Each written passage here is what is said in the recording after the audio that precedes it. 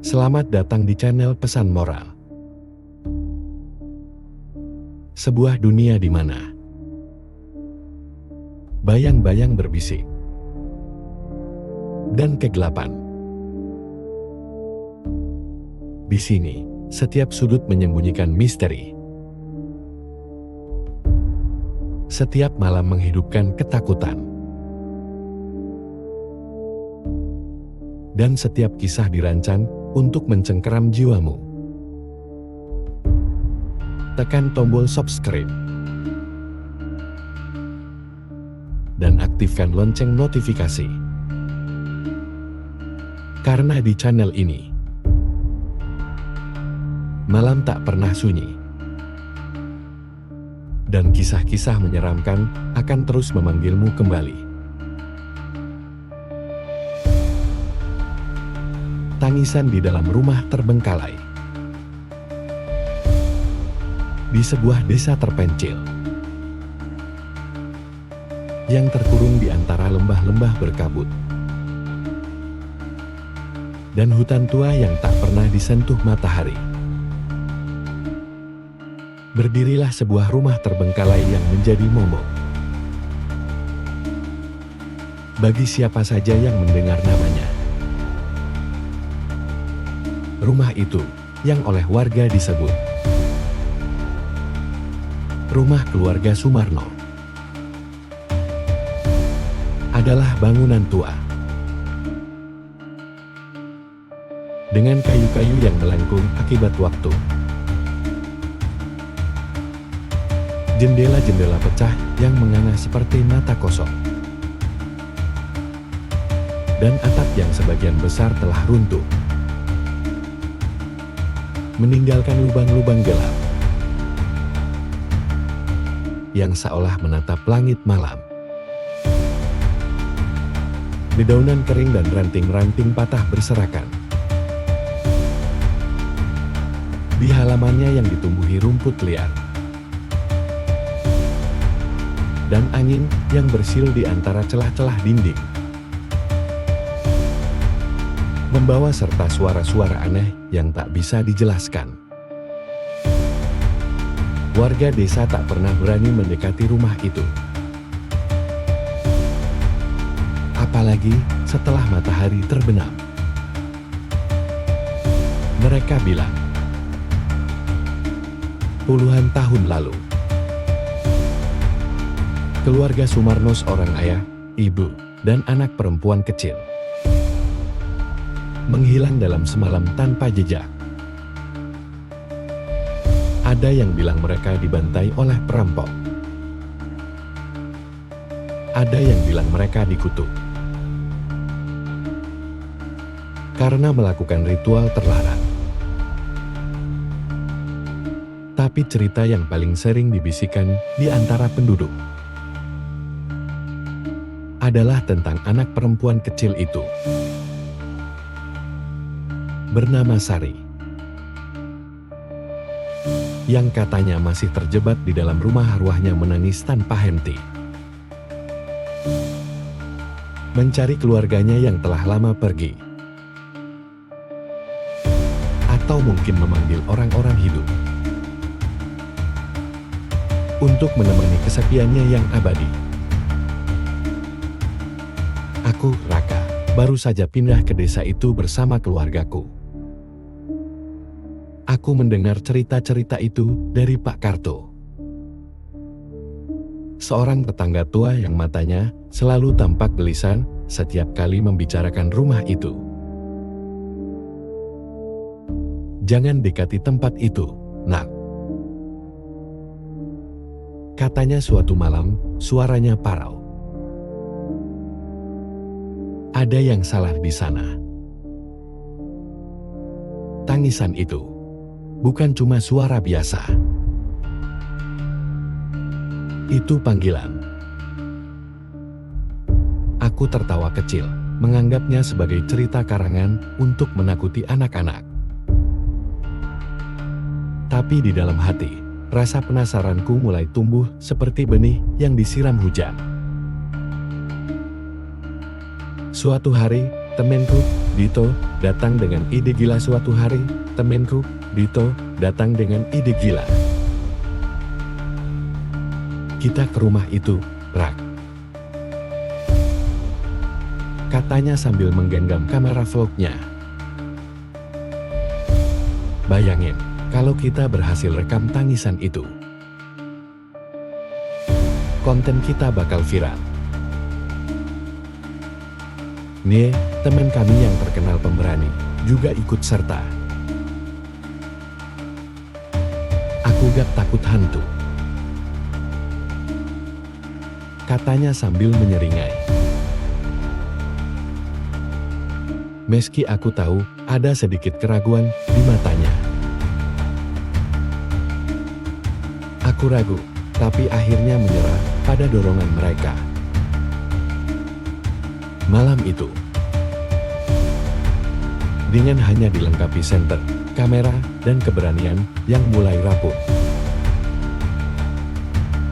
kami bertiga berangkat menuju rumah terbengkalai itu. Kabut tebal menyelimuti desa malam itu, membuat cahaya bulan hanya samar-samar menerobos. Jalan setapak menuju rumah itu terasa semakin sempit. Dahan-dahan pohon mencakar lengan kami seolah mencoba menahan langkah kami. Ketika rumah itu akhirnya muncul di depan mata, jantunganku berdegup kencang. Bayangannya tampak hidup di bawah kabut. Seperti makhluk raksasa yang sedang tertidur tapi siap bangun kapan saja. Pintu depan yang sudah setengah lepas dari engselnya berderit mengerikan saat Dito mendorongnya perlahan. Bau busuk menyergap hidung kami. Campuran jamur, kayu lapuk, dan sesuatu yang manis namun mengerikan. Seperti bau darah yang sudah mengering. Di dalam, lantai kayu berderit di bawah setiap langkah kami. Dan suara itu bergema di ruangan kosong yang dipenuhi debu tebal. Furnitur tua berserakan. Beberapa masih utuh, tapi tertutup sarang laba-laba yang tampak terlalu besar dan terlalu hidup. Dinding-dinding penuh dengan koretan-koretan aneh. Garis-garis tak beraturan yang membentuk kata-kata seperti "Tolong, jangan pergi." Ditulis dengan tinta hitam yang tampak masih basah. Meski rumah itu sudah lama tak berpenghuni. Nia mengarahkan senternya ke salah satu dinding. Dan kami semua terdiam. Di sana, ada gambar kasar seorang anak perempuan dengan gaun. Digambar dengan tangan gemetar, tapi matanya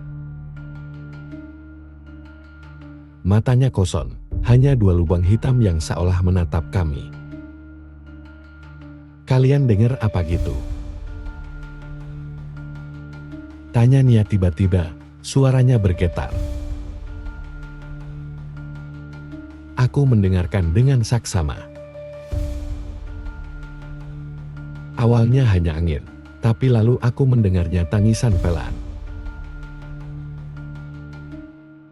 Seperti isakan anak kecil yang tersesat. Suaranya datang dari dalam rumah. Jauh di balik koridor gelap yang membentang di depan kami. Dito tersenyum lebar, matanya berbinar. Ini dia, kita bakal dapat bukti. Katanya, langsung mengarahkan kamera ke arah suara itu. Aku ingin protes, tapi kaki kami sudah bergerak mengikuti tangisan itu. Seolah ditarik oleh kekuatan yang tak terlihat. Koridor itu sempit dan gelap. Dengan dinding-dinding yang tampak bergerak perlahan jika kau menatapnya terlalu lama. Semakin dalam kami masuk, udara semakin dingin. Dan tangisan itu semakin jelas penuh kesedihan yang menusuk hingga ke tulang. Ada pintu tua di ujung koridor. Kayunya penuh retakan dan noda hitam yang tampak seperti cakaran. Tangisan itu terdengar paling keras dari balik pintu itu. Bercampur dengan suara lain gumaman pelan yang tak bisa kami pahami. Seperti doa yang dipotong-potong. Dito mendorong pintu itu dengan penuh semangat. Dan engselnya merintih seolah menjerit. Pintu terbuka perlahan. Memperlihatkan sebuah kamar kecil yang penuh debu. Di sudut kamar, ada ranjang besi tua yang berkarat. Dengan kasur yang robek dan penuh noda coklat tua. Di atas ranjang itu, tergeletak sebuah boneka kain lusuh. Wajahnya tersenyum aneh dengan satu mata yang hilang. Dan tangannya tampak seperti pernah direnggut paksa. Tangisan itu tiba-tiba berhenti. Hening menyelimuti kami. Tapi itu bukan hening yang menenangkan, itu hening yang menanti sesuatu yang mengerikan. Guys, aku gak suka ini. Bisik Nia, mundur selangkah. Cahaya senternya mulai berkedip-kedip. Dan sebelum kami sempat bergerak, lampu itu mati total. Dito mengutuk sambil mencoba menyalakan flashlight di ponselnya. Tapi tak ada yang berhasil. Kegelapan menelan kami. Dan dari sudut kamar, aku mendengar suara kecil bisikan yang rapuh, namun penuh dendam. Kalian lihat aku. Jantunganku hampir berhenti. Suara itu bukan dari Dito atau Nia. Itu suara anak kecil. Dingin dan penuh keputusasaan. Cahaya ponsel Dito akhirnya menyala. Dan ketika dia mengarahkannya ke sudut kamar,